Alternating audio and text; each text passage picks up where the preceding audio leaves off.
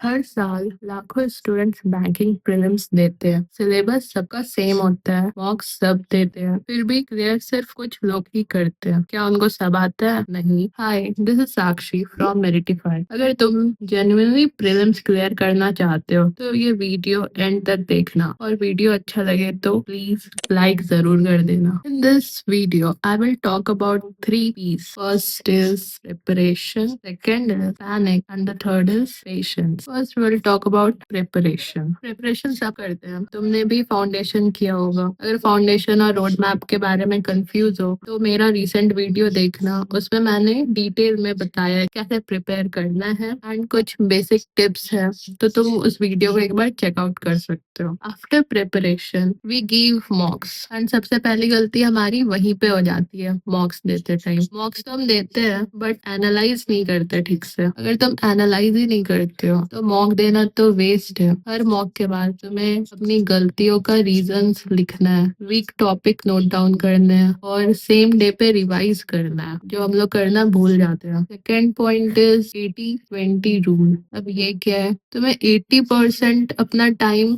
Week topics को देना है एंड 20% जो स्ट्रॉन्ग है तुम्हें आता है उनको। और हम लोग यहाँ पे भी मिस्टेक कर देते हैं। हम लोग जो तुम्हारा स्ट्रांग है उनको ही करते रह जाते हैं और वीक को ध्यान ही नहीं देते हैं। ग्रोथ डिस्कम्फर्ट में होता है, कंफर्ट में नहीं। ये हमें समझना पड़ेगा। थर्ड पॉइंट इज मॉक्स तुम अगर डेली दे रहे हो तो कोशिश करो सेम टाइम पे देने का। अगर तुम आज दे रहे हो 10 बजे सुबह को, तो कल भी तुम ट्राई करो कि मॉर्निंग 10 AM तुम्हें देना है। इससे क्या होगा? इससे तुम्हारी ब्रेन टाइमिंग हैबिट बनती है, परफॉर्मेंस इम्प्रूव होता है, और जब तुम्हारा एडमिट कार्ड रिलीज हो जाए तो तुम्हें पता चल जाएगा कि किस टाइम पे तुम्हारा एग्जाम है। तो तुम कोशिश करो कि उसी टाइम पे मॉक्स देने का। ये सारी बातें मैं तुम्हें अपने एक्सपीरियंस से बता रही हूँ। मैंने अब तक ऑलमोस्ट सारे प्रीलिम्स क्लियर किए इसी स्ट्रेटेजी को ध्यान में रखकर। After preparation we have to master panic. Prelims exam में पैनिक को मास्टर करना भी बहुत ज्यादा इंपॉर्टेंट है। पैनिक कब आता है? जब टाइमर फास्ट चल रहा होता है, जब फर्स्ट पजल ही सॉल्व नहीं होता है, जब पॉइंट का डीआई टफ लगता है, जब लगता है कि सब लोग हमसे आगे और हम पीछे रह गए। बट रियलिटी क्या है? एग्जाम हॉल में 80% लोग प्रेशर में होते हैं। डिफरेंस बस इतना है, कुछ लोग पैनिक को कंट्रोल कर लेते हैं और कुछ लोग नहीं कर पाते, और बस वहीं पे ब्लंडर हो जाता है। जब पैनिक आए क्वेश्चन स्किप करो, दूसरे क्वेश्चन में जाओ। जरूरी नहीं है वो नेक्स्ट क्वेश्चन भी टफ हो। हर बार एग्जाम में एक ऐसा पजल सेट होता है जो टाइम खराब करने के लिए दिया होता है। तुम्हें वो समझना है कि वो बनाने वाला है या स्किप करने वाला है। कई बार ब्लड रिलेशन भी ऐसा होता है जो तुम्हें लगेगा हाँ सिंपल है, तुम सॉल्व कर लोगे, बट जब तुम करने जाओगे तब तुम्हारा टाइम खराब हो जाता है। प्रीलिम्स में भी टाइम है और तुम सोच रहे होगे कि वीडियो आज क्यों,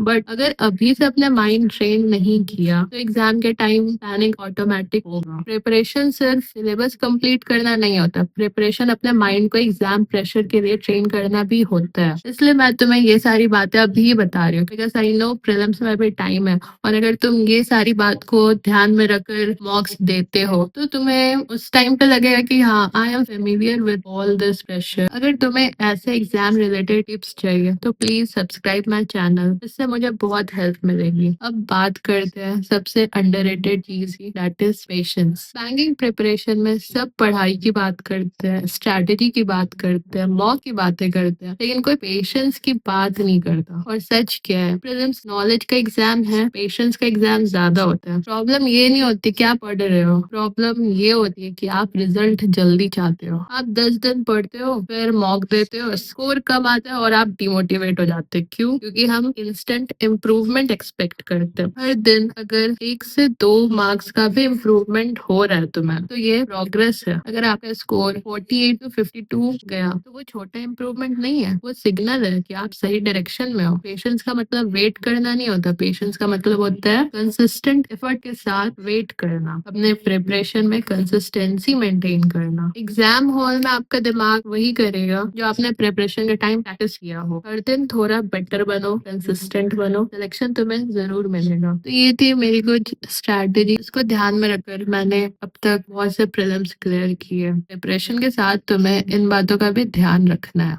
That's all for the video। अगर तुम्हें वीडियो अच्छा लगा हो, मैंने जो बताया वो समझ आया हो, प्लीज एक सब्सक्राइब जरूर कर देना, जिससे मुझे बहुत ज्यादा बेनिफिट होगा, और लाइक कर देना। Thank you.